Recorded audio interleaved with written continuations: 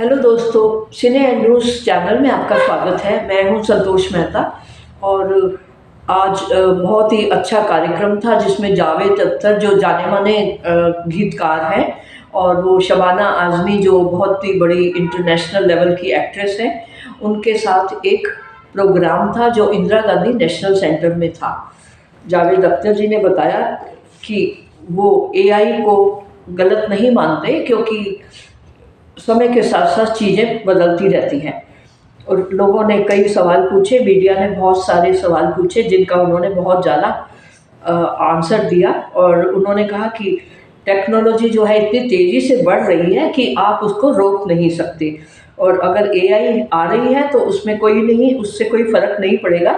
लोगों को वो सब सीखना चाहिए। उन्होंने कहा कि शंकर महादेवन जो है वो उनके बहुत अच्छे फ्रेंड हैं और वो इतना अच्छा गाते हैं, वो हमेशा बिज़ी रहते हैं और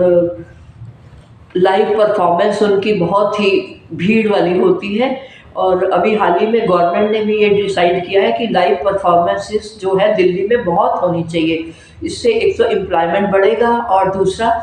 लोगों को टिकट लेके जाने की जो आदत है वो भी बढ़ती है और अब ये देखा जाता है कि यंगस्टर जो हैं वो पेड टिकट लेके ही जाना पसंद करते हैं। हालांकि पहले ये होता था कि बहुत सारे लोग फ्री टिकट के चक्कर में वो कंसर्ट में जाते थे, लेकिन अभी जो है अभी का ट्रेंड जो है वो बदल गया है और जो यंग अपकमिंग टीनेजर्स हैं कॉलेजेस वाले, वो अक्सर पेड टिकट के ही प्रोग्राम देखना चाहते हैं। तो इसलिए ये गवर्नमेंट ने डिसाइड किया है कि अब लाइव परफॉर्मेंस ज़्यादा होनी चाहिए जिससे कि लोगों को टिकट लेके जाने की आदत हो। और दूसरा ये है कि जो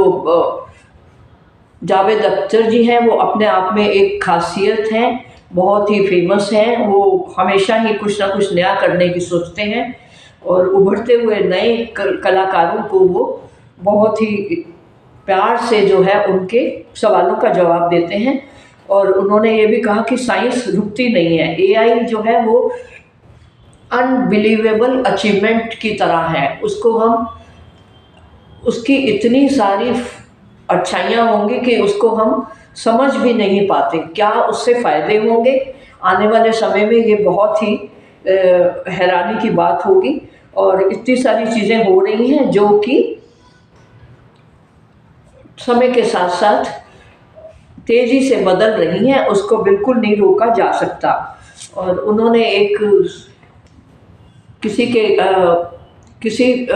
जर्नलिस्ट के सवाल पर ये कहा कि कुछ कुछ होता है जो करण जौहर की फिल्म थी वो उन्होंने क्यों छोड़ी, तो उन्होंने कहा कि मैंने ये कहा कि कुछ कुछ होता है, इसका क्या मतलब हुआ, मेरी तो समझ में नहीं आ रहा। और उन्होंने ये कहा कि मैं ऐसी फिल्में करना नहीं चाहता जो कि वल्गर हों और लोग क्या समझेंगे,